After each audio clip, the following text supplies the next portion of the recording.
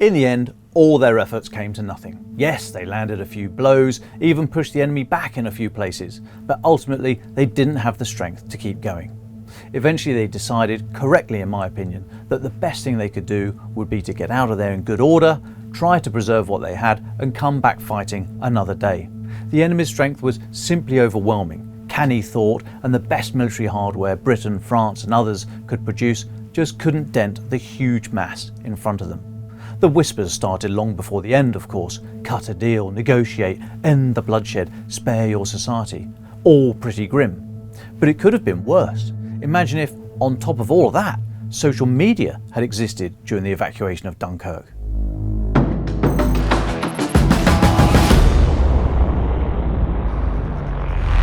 Remember Dunkirk?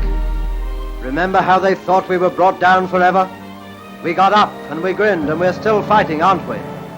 It's looking like Ukraine's counteroffensive has culminated. That's a military term basically meaning a force is exhausted, either physically or in terms of logistics expended. It needs a pause, a regroup, a replenishment. To culminate is not to be defeated. It doesn't follow that just because you don't have the puff to keep going forwards, you will automatically be pushed back. No, culmination is a routine and expected phase of any military advance. The trick for military commanders is to anticipate when it will occur and plan accordingly, so that the last objective is taken and secured against enemy counterattack just as the force decides it needs a little sit down and a breather. Kyiv will have taken many lessons about planning, force integration and training from the counteroffensive, but in geographic terms, the advance has not reached any of the major objectives it was likely designed to: Tokmak, Melitopol, perhaps even, although this would always have been a bit ambitious, the Sea of Azov. Cue a whole host of armchair generals, brand new military experts on social media, and a legion of Russian trolls shouting about how Ukraine has been defeated, Western equipment isn't up to the job, Kyiv's troops don't have the heart for a tough fight, and Putin's brilliant plan is progressing in exactly the efficient and orderly manner it was expected to get rid of all those Nazis and drug dealers. Remember when that was the war aim? I think we're entering a phase of what General Valery Zaluzhny, the head of Ukraine's armed forces, referred to recently in an essay as positional warfare, i.e. largely static, as opposed to manoeuvre warfare, when the lines can shift rapidly and dramatically, such as we saw last year when Ukraine broke through Russian lines near Kharkiv and dashed eastwards for about 50 miles, or when Moscow pulled its troops back from Kherson and across the Dnipro River.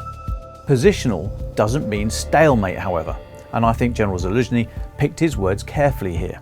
Even if the land campaign hasn't seen any major breakthroughs, the overall direction of the war, which of course is the ability of one country to impose its will on another through military means, is governed by many more factors. Look, for example, at the Black Sea. Російський військовий флот більше не здатен оперувати в західній частині Чорного моря та поступово тікає з Криму. І це історичне досягнення.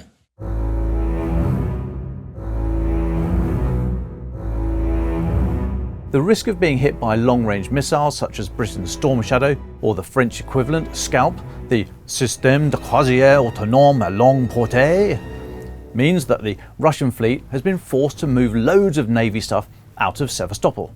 And they're not even safe out of port on the big blue wobbly stuff. Ukraine's modified Neptune missiles and naval drones have proven adept at hitting ships at sea. Plus, don't forget, the headquarters of Moscow's Black Sea Fleet was destroyed a few weeks ago in a strike that reportedly killed the commander, Admiral Viktor Sokolov. Russia denies he was killed though, and to prove he had survived the strike, Admiral Sokolov apparently popped up a few days later in a much trumpeted Russian Ministry of Defense Zoom call. He didn't say much, or anything in fact, and had a sort of hospital bed vibe about him. He hasn't been seen since, but I'm sure everything's fine. Since then, Ukraine has been able to get an increasing amount of grain out of the Black Sea ports, which brings helpful cash into the economy, and keep the pressure on Russia's maritime capability. All in all, not a bad result for a country without a navy. So the tectonic plates of war continue to shift, and sensible observers accept not all military plans work out as hoped. Just ask Mr. V. Putin of number 1 Red Square. But there's no denying Ukraine wished for more from the counteroffensive on land. However, if you think the culmination of this operation means Ukraine's effort is finished and President Zelensky might as well just take his chances with negotiations, you are very wrong. War doesn't work like that. Look at Dunkirk. Hitler's been very fond of saying that the democracies were finished. But according to the troops, they're not finished with Hitler.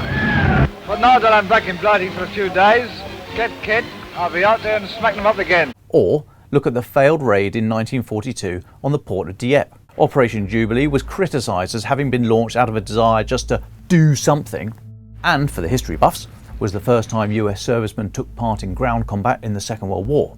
The operation was a disaster, with over half the force killed, wounded or captured. But the experience there did influence the success of D-Day 2 years later. Take another famous battle, Operation Market Garden, immortalised in the film A Bridge Too Far. The effort in September 1944 to push across the lower Rhine River to create an invasion route into northern Germany. Lessons from that operation directly fed into the conduct of Operation Varsity 6 months later, the successful airborne effort that did get over the Rhine.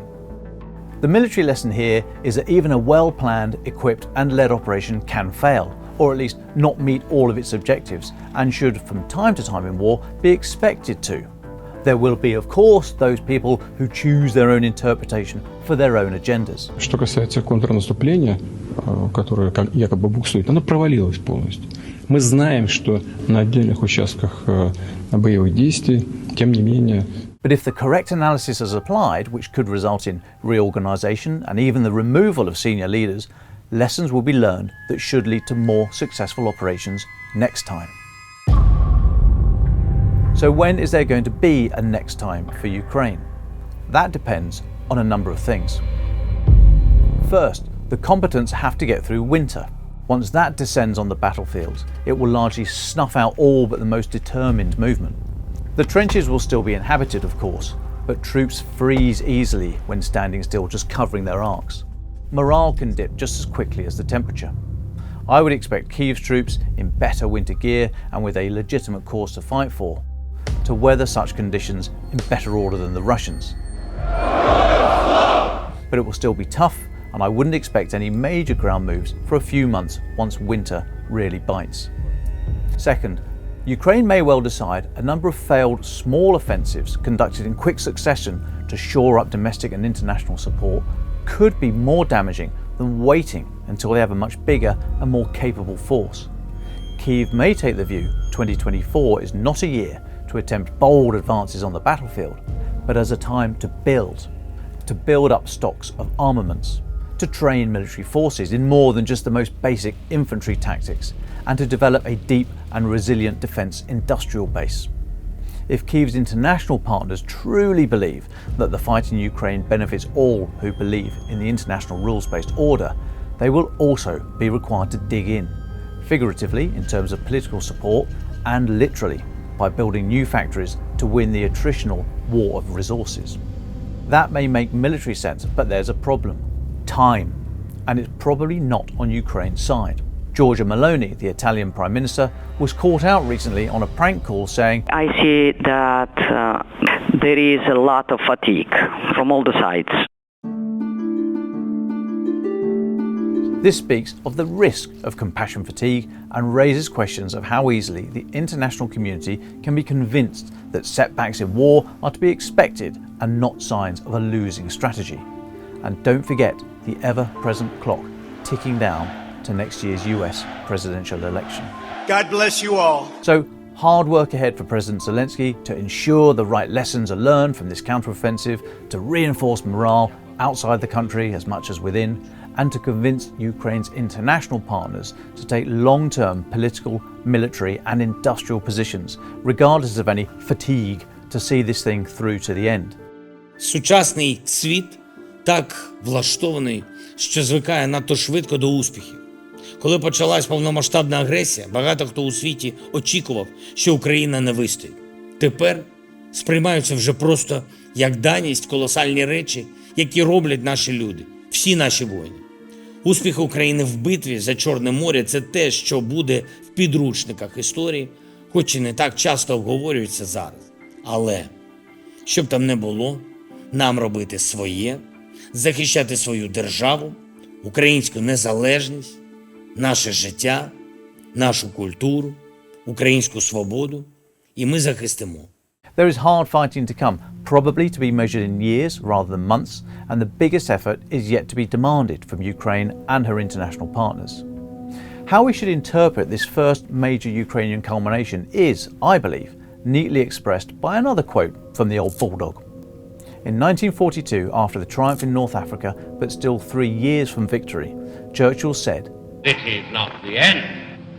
It is not even the beginning of the end, but it is perhaps the end of the beginning." Defence in Depth is a weekly video output by the Telegraph of the big defence stories.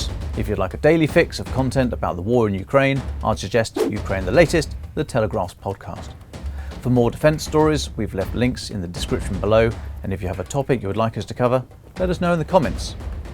Please do visit our website for the latest updates, news and analysis, or failing that, you could read the paper